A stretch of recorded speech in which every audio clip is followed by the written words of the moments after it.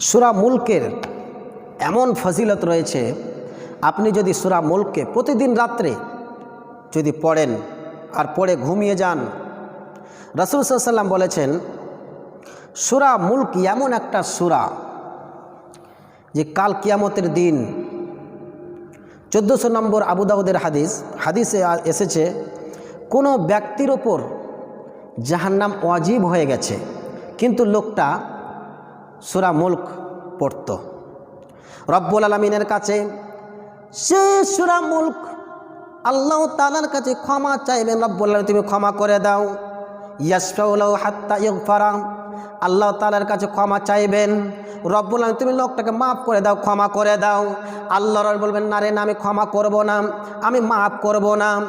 আল্লাহ তাআলার কাছে সূরা মুলক রব্বুল আলামিন ও আমাকে তেলাওয়াত করেছে, আমাকে পড়েছে, তুমি আমার জন্য তুমি ক্ষমা করে দাও, মাফ করে দাও। সুবহানাল্লাহ। সূরা মুলক আল্লাহ তাআলার কাছে ক্ষমা চাইবেন, তার জন্য সুপারিশ করবে যে আল্লাহ তুই মাফ করে দাও। এই করতে করতে আল্লাহ বলে না আমি ক্ষমা করব না, সূরা মুলক বলে তুমি ক্ষমা করে দাও। বন্ধু আমার, এই করতে করতে শেষের মুহূর্তে রব্বুল আলামিন তার আদেশগুলো মেনে নেবেন, সূরা মুলকের কথাগুলো মেনে নিয়ে হাত্তা ইগফারা তাকে মাফ করে দেবেন। সূরা মুলকের সুপারিশ কার্যকর হয়ে যাবে। আজ যদি আমরা সূরা মুলকের ফজিলতকে যদি বুঝতে পারি, সূরা মুলকের কি ফজিলত রয়েছে, আজ যদি আমরা বুঝতে পারি যে সূরা মুলক পড়তে গেলে কি আমাদের উপকার, কি আমরা পাবো, আজ যদি আমরা সূরা মুলকে তেলাওয়াত করি, যে লোকটার জাহান্নাম ওয়াজিব হয়ে যায়, জাহান্নাম তার জন্য অপরিহার্য, সেই লোকটা সূরা মুলক পড়তে বলে সেই লোকটা বেঁচে যায়। আজ যদি আমরা সূরা মুলকে তেলাওয়াত করি, আজ যদি আমরা ভুল ভ্রান্তগুলো ছেড়ে যদি আমরা মনে করি সূরা ওয়াকিয়া পড়তে গেলে আমরা ফজিলত পাবো, সূরা ইয়াসিন পড়তে গেলে ফজিলত পাবো, সূরা রহমান পড়তে গেলে ফজিলত পাবো, কিন্তু না রে না, সূরা রহমানে ফজিলত নাই, সূরা ইয়াসিনে ফজিলত নাই, সূরা ওয়াকিয়াতে ফজিলত নাই, সূরা হাসরের 3 আয়াতের ফজিলত নাই, এই সূরাগুলোতে কোনো ফজিলত নাই। শুধু ফজিলত রয়েছে সূরা মুলকে, ফজিলত রয়েছে সূরা ফাতিহাতে, ফজিলত রয়েছে সূরা বাকারা শেষ 2 আয়াতের ফজিলত রয়েছে, সূরা ইখলাসের ফজিলত রয়েছে। আজ আমি সূরা মুলকের ফজিলত বর্ণনা করে আজকের মতো আমি আলোচনা শেষ করে দেব। পরবর্তীতে সূরা ফাতিহার, সূরা ইখলাসের ফজিলতগুলো নিয়ে আমি বর্ণনা করব।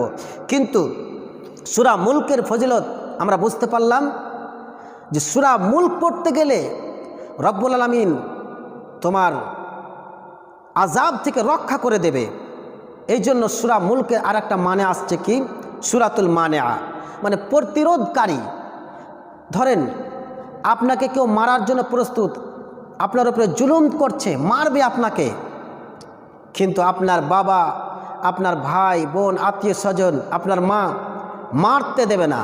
আর কেউ কি নিজের ছেলেকে মারতে দেবে? কখনো দেবে না, প্রতিরোধ করবে, আপ্রাণ চেষ্টা করবে। ওই রকমই সূরা মুলক এমন একটা সূরা, যে সূরার নাম দেওয়া হলো সূরাতুল মানিআ, প্রতিরোধকারী।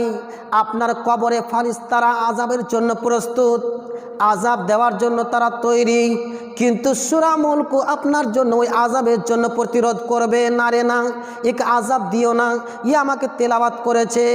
বন্ধু আমার, বলো তো দেখি সেই ফারিস্তার শক্তি বেশি না সূরা মুলকের শক্তি বেশি, না আল্লাহ তাআলার কালামের শক্তি বেশি? একবার খুলে বলো। ফারিস্তাদের শক্তি বেশি না সূরা মুলকের শক্তি বেশি? আল্লাহ তাআলার কালামের শক্তি বেশি, সূরা মুলকের শক্তি বেশি। এই জন্য ফারিস্তারা চান্স পাবে না তোমাকে আযাব দেওয়ার জন্য। তো আমরা যদি সূরা মুলক তেলাওয়াত করি, আমরা যদি পড়ি, আল্লাহ তাআলা আমাদেরকে এই জাহান্নামের আযাব থেকে রক্ষা করবেন, জাহান্নাম থেকে রক্ষা করবেন। আমরা যেন সূরা মুলককে প্রতিদিন, সূরা মুলককে আমরা যেন প্রতিদিন পড়তে পারি, তেলাওয়াত করে ঘুমাতে পারি। দিনে হোক, রাত্রের কথা হাদিসে এসেছে, আমরা রাত্রে বেশি বেশি করে অন্তত একবার সূরা মুলককে আমরা তেলাওয়াত করে ঘুমাবো।